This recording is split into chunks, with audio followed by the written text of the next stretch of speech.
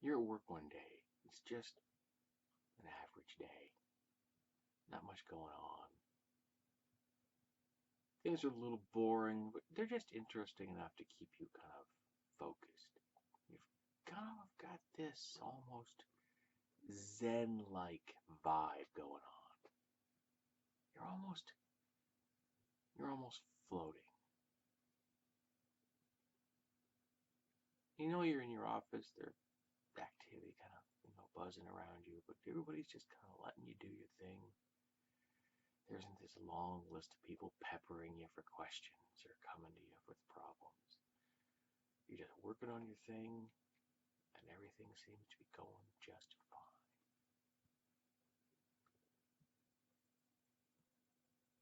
You see somebody walking towards you, and part of your brain says, "Oh, that's unusual. I don't normally see them at work." And then you get really excited because you recognize who it is. It's your Graham. And that elicits that bubble inside you that she always does. It's your Graham. But then you remember something. Your Graham died 10 years ago.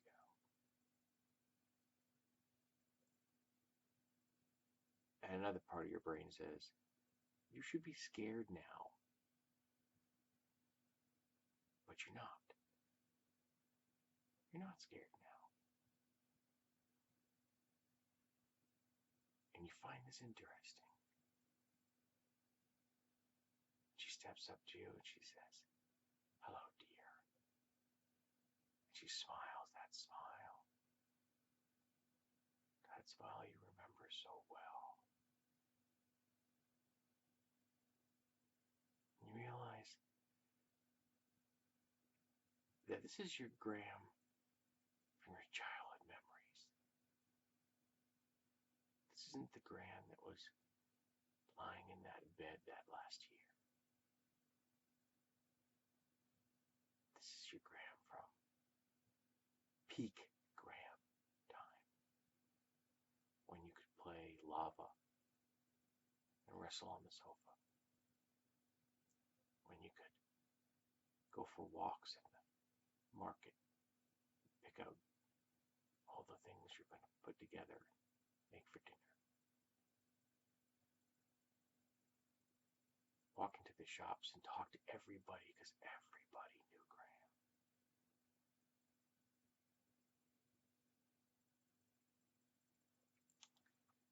She says, "Sweetie, can you tell me what time it is?" Which seems like a strange question from your grandmother to walk up to you at work and ask you what time it is. But you turn, you go to look at the clock, and you kind of like look at the clock again, and you blink, and the clock's all kind of fuzzy. And you turn to her and say, I don't understand, but I can't tell what time it is. The clock's all fuzzy." She smiles again, just with the corners of her mouth. Said, "Can you tell me what day it is, sweetie?" And you stop for a second, well, we had that appointment for Monday, and Tuesday the cat, and a pair of shoes may never get clean again. Is it Wednesday? Or Thursday, but it's kind of got that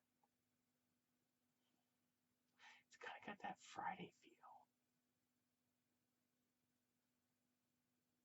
But you don't know. And you look at her, and the distress in your face is kind of obvious. She says, I know, sweetie. You don't know what day it is. I've got some hard news for you. And I want you to know that I'm telling you. And I want you to know that you're safe. And you look at her and you're generally worried now. And you nod wordlessly. You've been here right now for 3 years. For 3 years you've been in this single floating moment.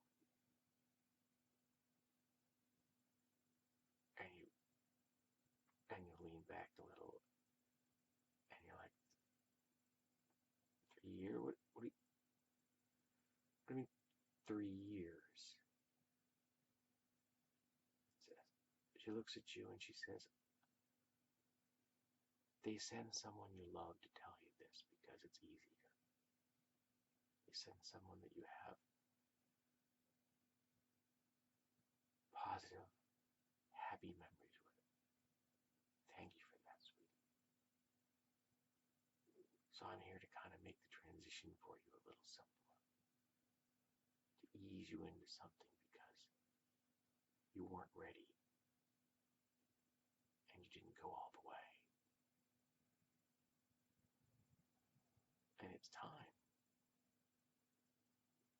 I'm sorry it took me so long to get here. It was almost a year before anybody really noticed that a transition hadn't happened. Things are, not what you call a tight schedule. Then it took them almost 2 years to find me. I was very busy. But once I knew what was going on, I came here as fast as I could. I'm sorry it took so long. And you look at your Graham and you're like, took so long for what, Graham? What's going on? And it's at this moment that you kind of notice you're not sweating. You're not short of breath. Your heart isn't rapidly beating. Your body feels very, very quiet.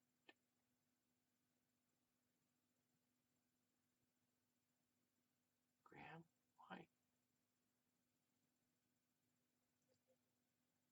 why aren't I more scared?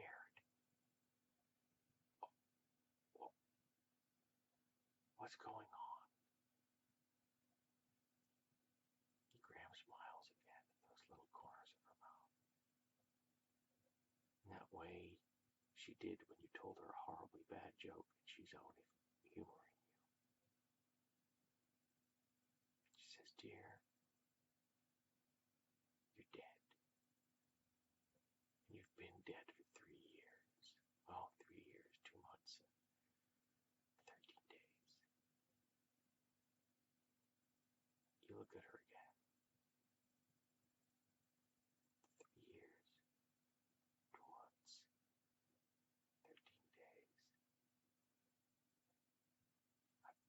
I've been here for all that time. Did I die in my office? I said, no, sweetie, you didn't die in your office.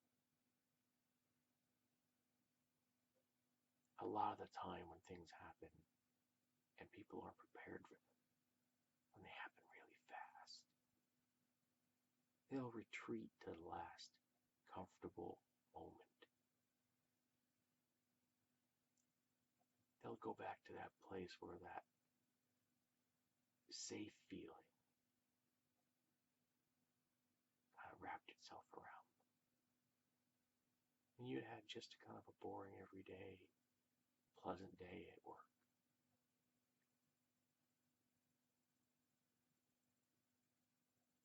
You were on your way home. You were glad.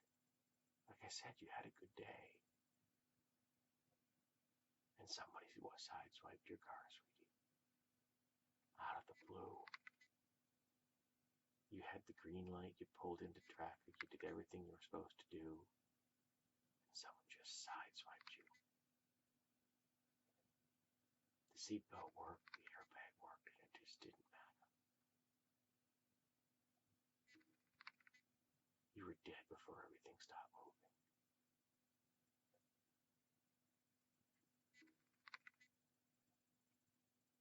Your family was horribly shocked. Your friends. They had a really nice memorial, I hear. Nice memorial service. And your friends had an epic wake for you. Even if they weren't Irish.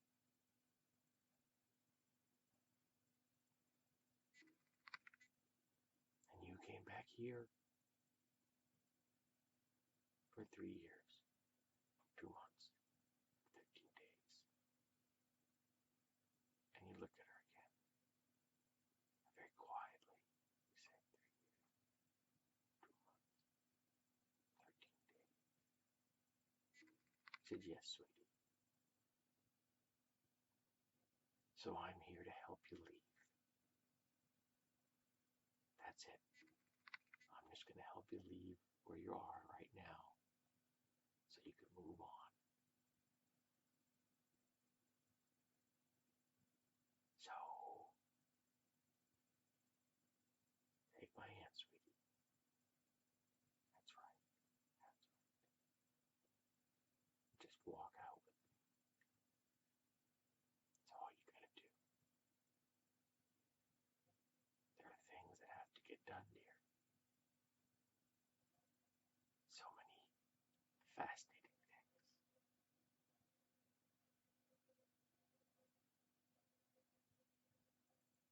And you take your Graham's hand. And you walk through the office and you realize that all the people you'd seen were just kind of indistinct figures. Almost mannequins now that you walk past them. They were props in your own psychic stage, your own spiritual tableau. But the door looks real. It's crystal clear. And as you walk towards it, it opens all by itself. Part of you smiles inside as you think, oh, that's only appropriate. It's kind of sad there aren't arms. Then you walk through the doorway and then into the light.